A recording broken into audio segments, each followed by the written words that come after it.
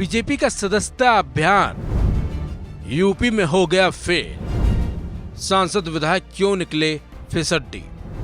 उत्तर प्रदेश में एक बार फिर बीजेपी का सदस्यता अभियान शुरू हो गया है।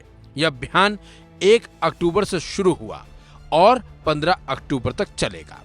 इस अभियान के तहत बीजेपी ने करीब 2 करोड़ से ज्यादा सदस्य बनाने का लक्ष्य भी रखा है।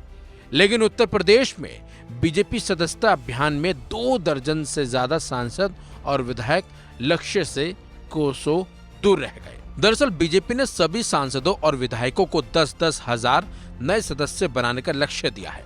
पहला चरण 25 सितंबर को खत्म हो गया और दूसरा चरण मंगलवार यानी कि 1 अक्टूबर से शुरू हो गया।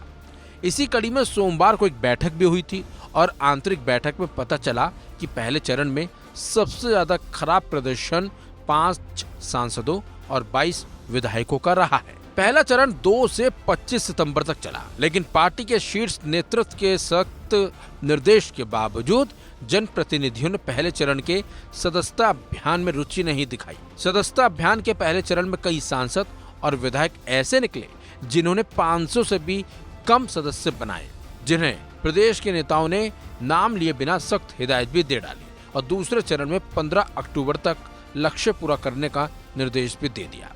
आंतरिक बैठक में अब तक के अभियान का रिपोर्ट कार्ड दरअसल पेश किया गया था। इसमें बताया गया कि 15 विधायक अभी तक 500 और 7 विधायक 1000 से भी ज्यादा सदस्य नहीं बना पाए। वहीं 35 विधायक 5000 का आंकड़ा भी पार नहीं कर पाए। इसी तरह 2 सांसदों के पास 500 से ज्यादा और 5 के पास 1000 से भी कम सदस्य हैं। हालांकि 2 करोड़ सदस्य बनाने के लक्ष्य के मुकाबले अब तक 1 करोड़ 70 लाख सदस्य बन चुके हैं। बैठक में ये भी बताया गया कि 35 जिलों में 1.5 लाख और 10 जिलों में 1 लाख से ज्यादा सदस्य हैं। कई विधानसभा क्षेत्रों में अभी 10,000 सदस्य भी नहीं हैं।